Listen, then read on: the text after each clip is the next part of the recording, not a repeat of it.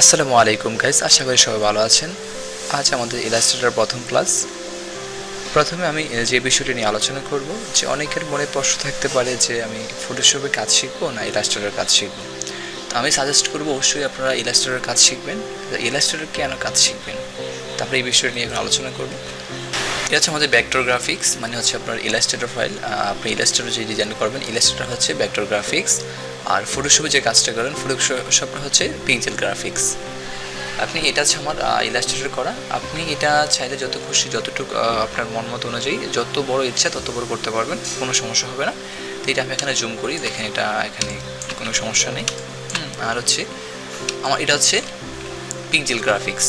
আপনি এটাকে যত বড় এটাকে যে ভেক্টর গ্রাফিক্সের মতো চাইলেই বড় করতে পারবেন না, বড় করলে আপনার এটা ইমেজটা ফেটে যাবে, এটা ফেটে যাবে। সেখানে হচ্ছে ফটোশপ এবং ইলাস্ট্রেটরের মধ্যে পার্থক্য এটাই, আপনি ফটোশপে একটা ডিজাইন করলেন, এটাকে আপনি চাইলেই আপনার মতো করে যত খুশি বড় করতে পারবেন না, কিন্তু ভেক্টর ফাইলটাকে আপনার যতটুকু ইচ্ছা আপনি যত বড় করতে চান তত বড় করতে পারবেন, কিন্তু এটা ফটোশপের ক্ষেত্রে আপনি সেটা করতে পারবেন না। তো এটা হচ্ছে যেমন যে আমার এখানে হচ্ছে আমার ফটোশপ ফাইলটা, এটা দেখেন আপনি যখন জুম করবেন এটা অবশ্যই এটা ফেটে যাচ্ছে। তো এটা হচ্ছে ইলাস্ট্রেটরের ক্ষেত্রে আপনার এটা কখনোই হবে না। ইলাস্ট্রেটর আপনি আপনার মন মতো ইচ্ছা মতো আপনি বড় করতে পারবেন, এটা কোনো সমস্যা হবে না। এখানে ফটোশপ এবং ইলাস্ট্রেটরের মধ্যে যে পার্থক্য এটাই।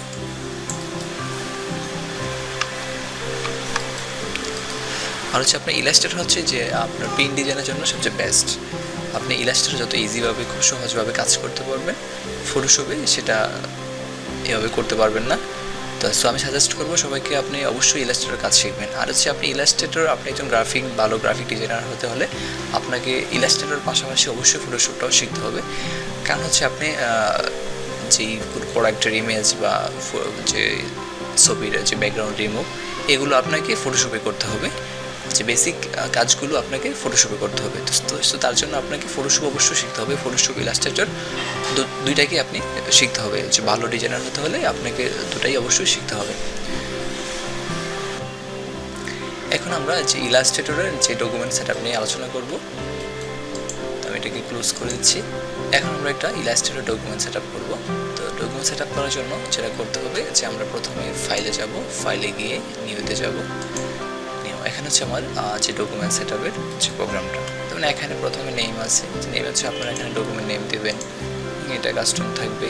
নাম্বার অফ আর্টবোর্ড, আপনি কয়টা আর্টবোর্ড নিয়ে কাজ করবেন এখানে হচ্ছে আপনি আপনার মতো করে আর্টবোর্ড দেবেন। আর এখানে হচ্ছে সাইজ, আপনি চাইলে A4, লেটার, লিগেল, A3 যেই সাইজটা নিয়ে কাজ করবেন যে কোনো একটা সাইজ দিতে পারেন, কোনো সমস্যা নেই। আর এটা হচ্ছে আপনার যে আর্টবোর্ডের সাইজ, এখানে আপনি ইঞ্চিতে নিতে পারেন বা পিক্সেল, সেন্টিমিটার, সেটা হচ্ছে আপনি আপনার মতো করে যে কোনো একটা সাইজ সিলেক্ট করে নেবেন। আমি এখানে ইঞ্চিতে রেখে দিচ্ছি। আর এটা হচ্ছে আপনার যে আপনার আর্টবোর্ডের আপনি ভার্টিক্যাল নেবেন না বা হরিজন্টাল নেবেন। সো এটা হচ্ছে আপনি আপনার মতো করে আপনার যেভাবে কাজ করতে সুবিধা সেভাবে নেবেন। আমারটা হচ্ছে ভার্টিক্যাল রয়েছে। আর এখানে এই অপশনটা হচ্ছে আপনি যদি এখানে আর্টবোর্ড, যে আর্টবোর্ডটা আপনি নিচ্ছেন, এই আর্টবোর্ডের বাইরে যদি আপনি কোনো ওভার রাখতে চান, যেমন মনে করেন আপনি 2 mm ওভার রাখবেন, তো এখানে হচ্ছে 2 mm দিয়ে দেবেন। এখানে হচ্ছে টপ, বটম, লেফট, রাইট, আপনি চারপাশে সেম, যদি চারপাশে সেম ওভার রাখতে চান তো চারপাশেই সব জায়গায় টপে, বটম, লেফট, রাইট সব জায়গায় আপনি সেম সাইজটা দিয়ে দেবেন। বা যদি 1 mm বা 1/2 mm বা 2 mm বা 1/2 ইঞ্চি যতটুকু আপনার প্রয়োজন ততটুকু আপনি এখানে এটা দিয়ে দেবেন। তো দিয়ে দিলে আপনার এটা হয়ে যাবে। তো এখানে পরে ওকে ক্লিক করবেন যে আমার আর্টবোর্ডটা ক্রিয়েট হয়ে গেছে।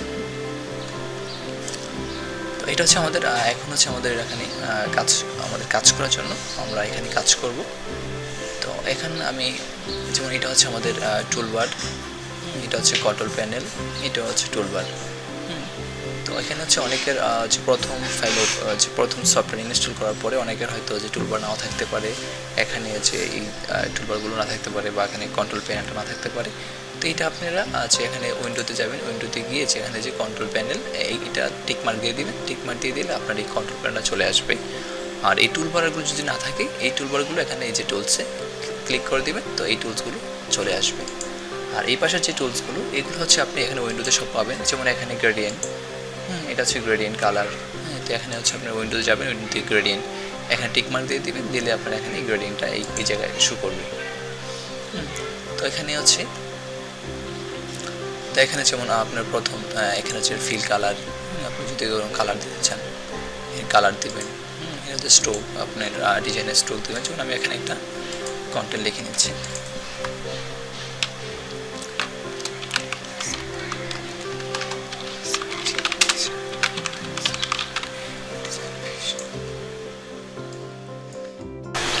এটা হচ্ছে টাইপ টুল দিয়ে আমরা একটা টেক্সট লিখে নিলাম যে ডিজাইন ভিশন।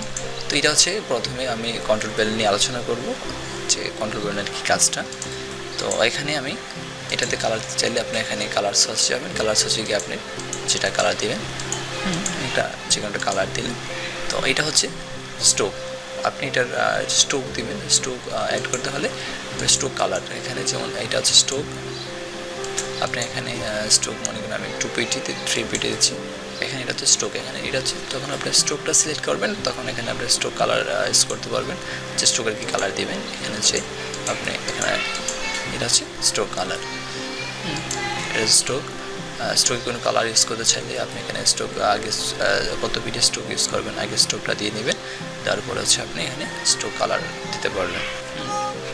এটা হচ্ছে স্ট্রোক স্টাইল, আপনি এখানে আপনি যে কোনো একটা স্টাইল দিতে পারেন। এটা হচ্ছে অপাসিটি, তারপর হচ্ছে অপাসিটি, আপনি এটার যেমন আপনি এটাকে কালারটা একটু ড্রিপ করবেন বা হালকা অপাসিটি দেবেন। তো এখানে হচ্ছে আপনার এখানে 100% আছে, যে আমি এটা 50% দেবো, এটা একটু হালকা হয়ে যাবে। তারপর হচ্ছে এটা হচ্ছে আপনার ফন্ট নেম স্টাইল হচ্ছে এখানে যেমন এটা এখন মাইরিড প্রো আছে ফন্টটা, এটা আপনি এখানে আপনার মতো করে যে কোনো স্টাইলিশ ফন্ট দিতে পারেন, যে কোনো স্টাইলিশ ফন্ট দিতে পারেন। এখানে হচ্ছে আপনি আপনার পিসিতে যে ফন্টগুলো ইনস্টল করা থাকবে এখানে সকল ফন্টগুলো আপনার এখানে শো করবে। তো এখানে হচ্ছে আপনি আপনার মতো করে যে কোনো ফন্ট স্টাইল ইউজ করতে পারবেন।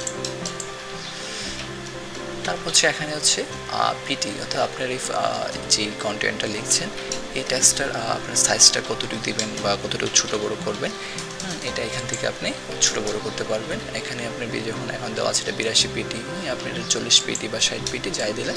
তো এটা হচ্ছে আপনার পিটি আপনার খুশি মতো করে আপনার ইচ্ছা অনুযায়ী আপনার যতটুকু প্রয়োজন ততটুকু আপনি এখান থেকে দিতে পারবেন।